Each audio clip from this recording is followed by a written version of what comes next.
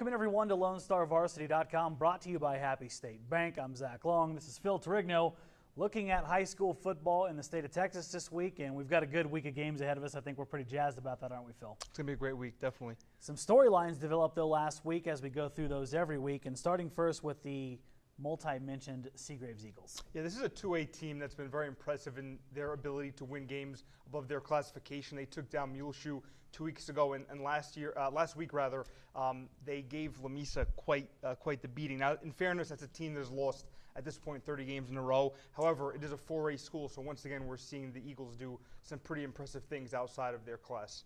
Now, inside LISD, of course, last week we had Lubbock and Monterey face off against each other. It was a very lopsided score, but Monterey's getting better. I think we're starting to see a lot of competency with the Monterey offense, and it took a while for them to get to this point. Baylor Mitchell has replaced Hunter Spaeth, who is the starting quarterback, and he's been dealing, with a knee injury. So, there's the potential that Spaeth will be back this week, but I really think the important thing to keep an eye on with Monterey is that defense has some serious athletes, and they've really been on display. We'll see how they go once they get into district play here. An undefeated team here, maybe a little surprising to some of us, Denver City. Yeah, 4-0 so far. They play Levelland this week, which I think will be a Levelland, excuse me. I've been working on that. You're getting better. You're getting good, Phil. I really am proud of you.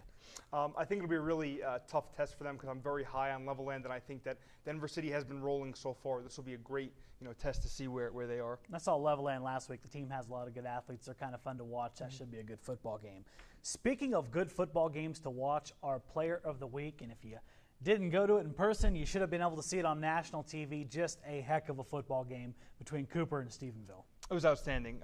Coming in, a lot of the work that we did in covering the game, we were sort of curious about how Cooper, within its 4-2-5 defense, would try to limit Jarrett Stidham. They didn't stop him, but they were able to limit him just enough to get that win. And then the big name there, the quarterback for the Cooper Pirates. My goodness, Colton Ellers was just nails. Yeah, as you know, this is a young man that previously had worked in as a punter, running back, and a slot receiver. He takes the full-time quarterback duties this year. A tremendous performance, 7 touchdowns. He accounts for over 400 yards combined himself, so definitely a fitting player of the week. And probably the basic roundup, we're done doubting Cooper for a while. After watching him play that well against Stephenville, hopefully, just like Max Catwinkle kind of previewed for us before the season, he said a tough non-district schedule could lead to success in district. We're about to find that out, aren't we? That's right. Now onward to a list of games that we're very excited about. And the first one you're going to be in person for, a good rivalry, Idalou and Shallowater. I think this is by far the most compelling game so far this year. Idalou has played, great football so far. They're a very tough team. It's something that you sort of had mentioned to me. Watch out for this team under Jeff Lofton. They're really impressive. They had a great first half in an opening week loss against Cooper, and I was really impressed by that. Now, you take a look at a team like Shallowater. I had sold on them so much early on, but now after they beat Estacado, I suppose that I'm all in with Shallowater. Their quarterback, Chris Contreras, is absolutely electric with his feet. He might be the quickest quarterback that we have in this area in terms of how he controls the offense and, gets around wide. So I think this one is a pretty big matchup. Now onward to the Friendship Tigers, and they're really hard to figure out right now. They get Odessa at home. Friendship is clinging to the top spot in the Lone Star Varsity rankings. As I wrote this week, they get a courtesy week to stay at the top because they beat Cooper head-to-head.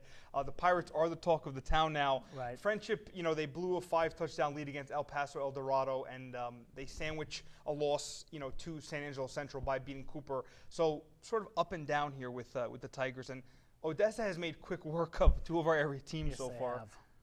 And they are the strength down there. I think they're a little bit better in Permian. And, San Angelo Central taking nothing away from them. That's a good football team. But Friendship probably struggling right now to kind of figure out what they really are. And this is the time to figure it out because you're going to go into a very tough district play. Yep. Last game on here, and it's been a while since we've said these 2 names together, Estacado facing Lubbock High. I sort of view this as sort of the examination of the Matadors. How will they respond after a game in which their 3 turnovers were, essentially the reason why they lost to Shallowater, because all of the Mustang points came off of those turnovers. So I'm really curious to see how the injury-plagued, this Estacado squad, they'll be able to rebound.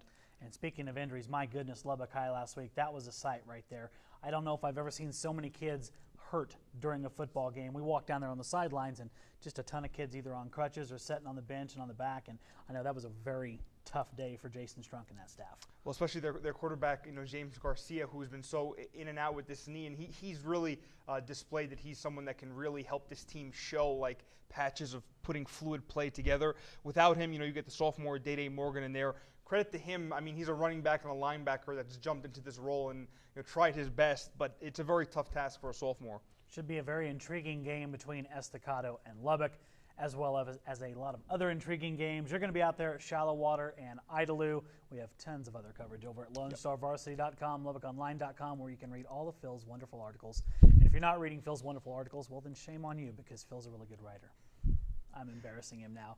That's going to do it for this episode of our high school football preview. That is the aforementioned Phil Torigno. I'm Zach Long, and you're on LoneStarVarsity.com.